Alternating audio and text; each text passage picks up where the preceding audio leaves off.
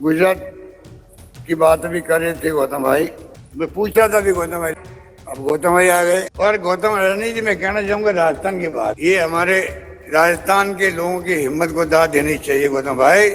आज तो गौतम अडानी का नाम सुनते हैं कि दुनिया के 2 अमीर लोगों में आ गया है, ये तो आपका बधाई के पात्र है आप। आज हम इन्वेस्ट राजस्थान में आके बहुत खुश हुआ है।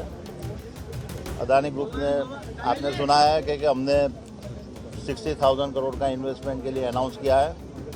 साथ साथ में जब हम बात हो रही थी तो गहलोत साहब से बात हो रही थी, तो हमने 2 प्रस्ताव के ऊपर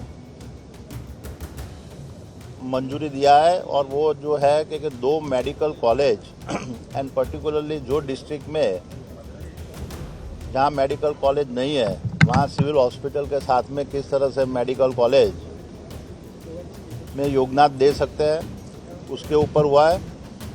और दूसरा, उदयपुर में क्रिकेट स्टेडियम के लिए गहलोत जी से और जोशी साहब से बात हुआ है, और उसके अंदर अडानी फाउंडेशन, अडानी ग्रुप की ओर से हम पूरा उसको बनाने के लिए पूरा सहयोग दें। हाथ मिला लिया उसने औरों के साथ मिलकर, हो गया याराना अब बेगैरों के साथ मिलकर, दुश्मनों से मिलकर दुश्मनी कर ली हमसे, दोस्ती कर ली उसने गैरों के साथ मिलकर। राजस्थान में गौतम अडानी क्या आए, कांग्रेस पार्टी में मानो उथल पुथल ही मच गई। राजस्थान इन्वेस्ट समिट के तहत गौतम अडानी को आमंत्रित किया गया था।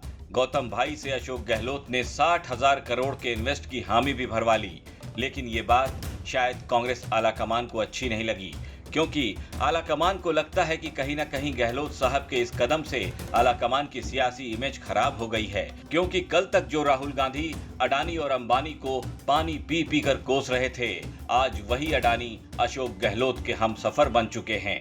जो भी हिंदुस्तान में होता है उधर अडानी जी दिखाई देते हैं। जहां भी देखो भैया 2 लोग दिखेंगे आपको, अडानी जी, अंबानी जी। उधर मोदी गवर्नमेंट अदानी और अंबानी को फेवर करता है, ऐसे पब्लिक मीटिंग में कहकर निकल गए। अगले दिन गहलोत जी एग्री कर रहे हैं अंबानी साहब के साथ, अदानी साहब के साथ। तो उनके अपने ही चीफ मिनिस्टर अंबानी अदानी को फेवर करते हुए इतने काम कर रहे हैं। 4,192 MOU और LOI साइन। अब बीजेपी वाले कांग्रेस नेताओं के पुराने बयान और ट्वीट्स निकाल कर सोशल मीडिया पर अपलोड कर रहे हैं, जिसमें कांग्रेस की ओर से कहा गया था कि सड़क से लेकर एयरपोर्ट तक मोदी जी के खास मित्र अडानी के हाथ आ चुके हैं। आखिर अडानी में ऐसी कौन सी विशेष योग्यता है जो सिर्फ मोदी सरकार को ही दिखाई दे रही है। इस ट्वीट के जवाब में बीजेपी की ओर से लिखा गया है कि जनता ये बात समझ नहीं पा रही है कि अडानी जी में ऐसी कौन सी विशेष योग्यता है जो अशोक गहलोत जी ने उन्हें अपने पास बिठा रखा है।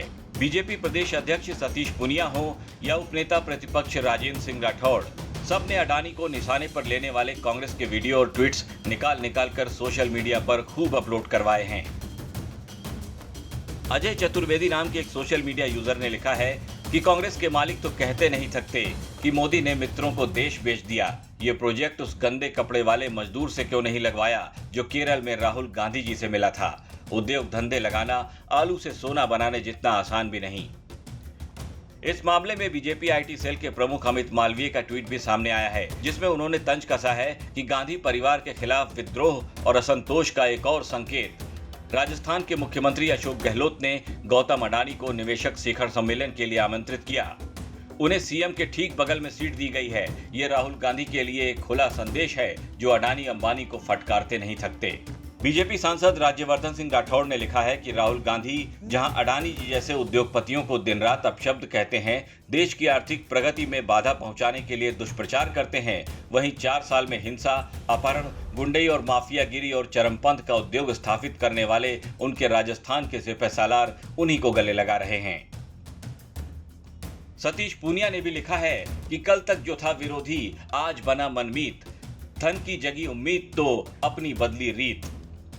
अडानी को लेकर तमाम हमले झेल रही कांग्रेस पार्टी के सब्र का बांध भी आखिर टूट ही गया।